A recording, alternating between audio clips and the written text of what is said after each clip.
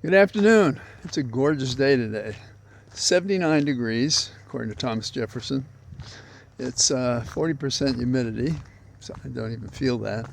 And the wind is at 7 miles an hour, and so you don't feel that either. It's really quiet here in this place where I often start the walk and talk. And it's just a great channel. It blocks out the wind. See, take a look. Talking about being immersed in nature. This is the way we stay connected with what's relevant and important in life. All the little items of predetermined knowledge that we bring, or prejudice, mixes into our public life. And politicians calculate what we'll put up with, I guess. And they manipulate us by what they perceive or know by statistics matters. So, you may not be gay, but how do you feel about the National Park Service barring people, gay, LGBTQ people, from a gay celebration this weekend in D.C.? But that's what we had to confront with. DuPont Circle is a special place, a gathering place on the edge of a population that celebrates gay pride. So we had the National Park Service trying to stop us from having that kind of celebration by barring people from the area.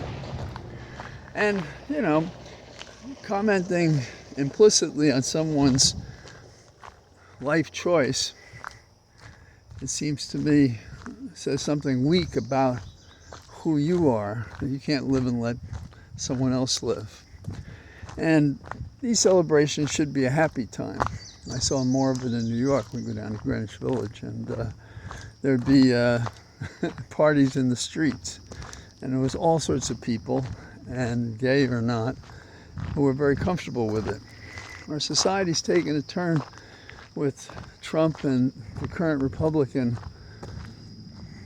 group of punishing, restricting, limiting, slandering the freedom of people who are our neighbors. Our government is building a culture, and the intimidation and coercion is effective. But in the end, what happened to barring those people from DuPont Circle? The people protested.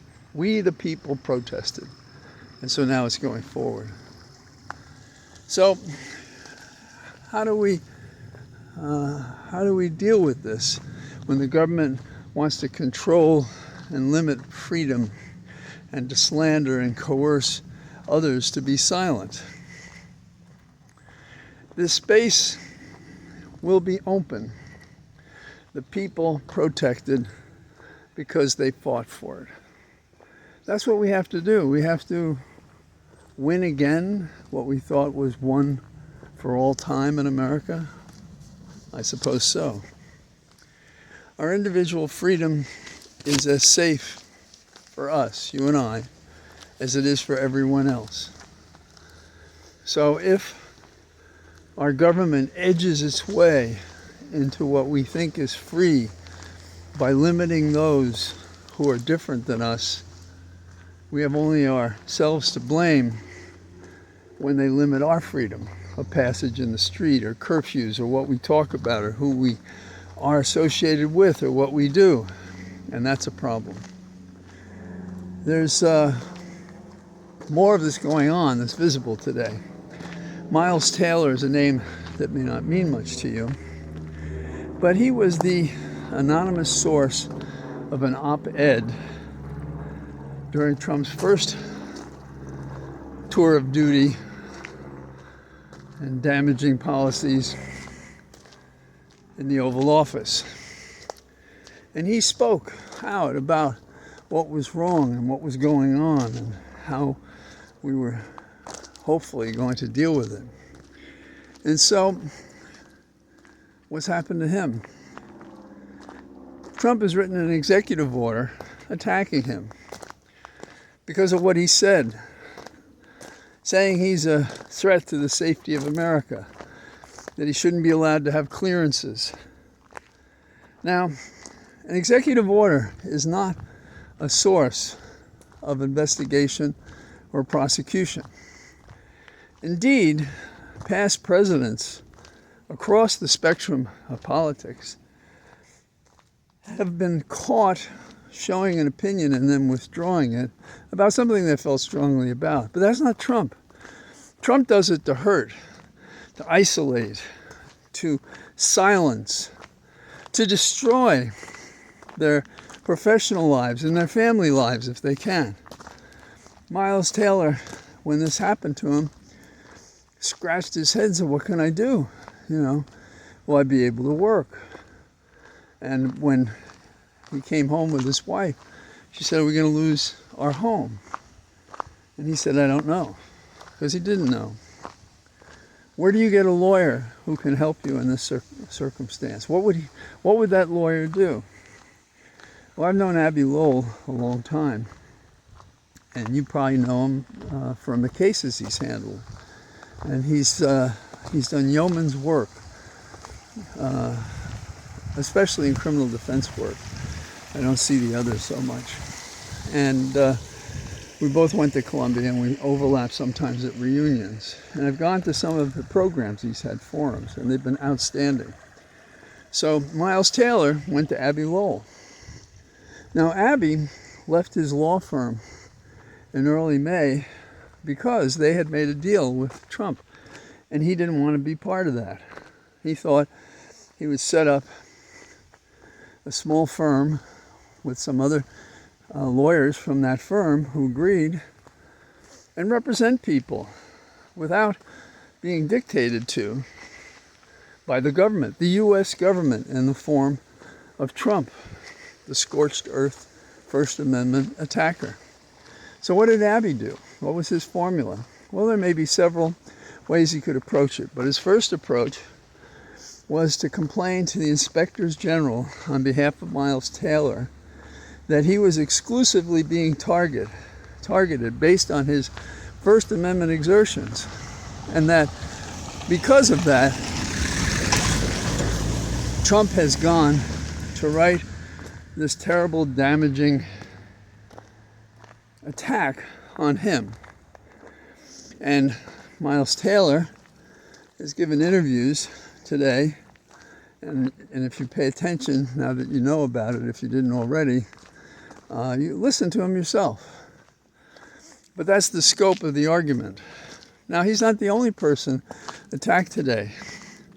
Chris Cribbs, I believe I got the name right, he's involved in security for Trump. And he's been the subject of another of Trump's executive orders. It's never been used in this way, attacking him. He's also a threat to the nation. And you may also remember in the discussion about Trump deciding to declare that there was not only a sufficient basis with Venezuela for a warlike status because of the connection of gangs connected themselves to Venezuela. But Trump had ignored an intelligence briefing that was a month earlier than this resolution that said there was no such connection. And so then, when that came out, they forced Kent to rewrite his original assessment. But because there were no additional facts, he stood by what he had said originally, that there was no connection. And he was fired.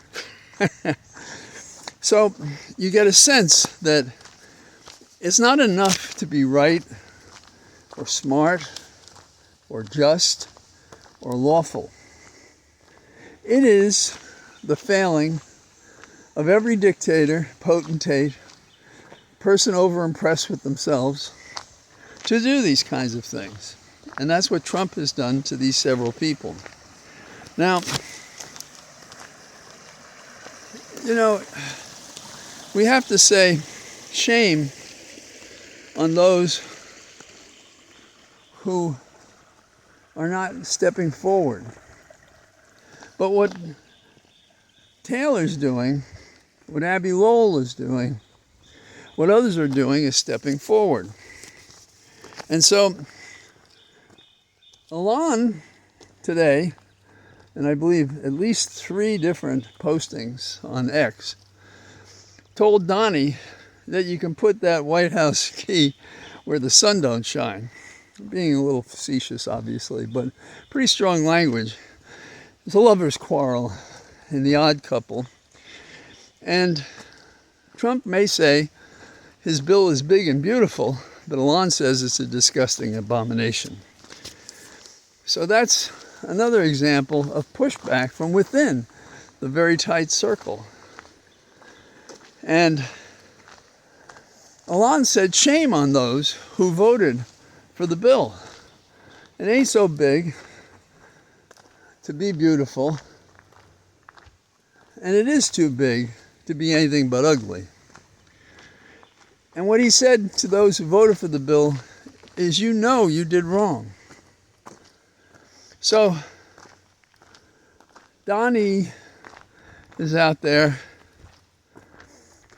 concerned about the shades of Nathan Hale found in his close buddy that he thought supported him, Trump, in all respects. And instead he now believes, but hasn't said it, that Alon is responsible for traitorous conduct, turning against the president.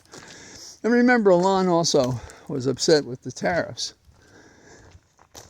because of the errors that we've all said, being used as punishment rather than as economic triggers, used without need, used only to hurt and compromise and put burdens on people and costs they need not have, except for Trump's visions of great power, a modern day potentate.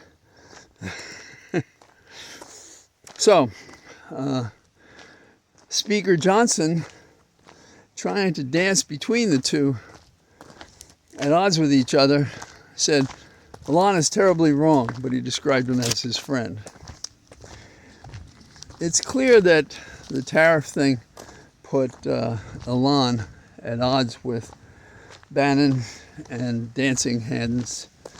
And it's also clear that he and other techies especially have been concerned about tariffs, but also other elements of how they want to spend the funds and transpose them from the poor to others.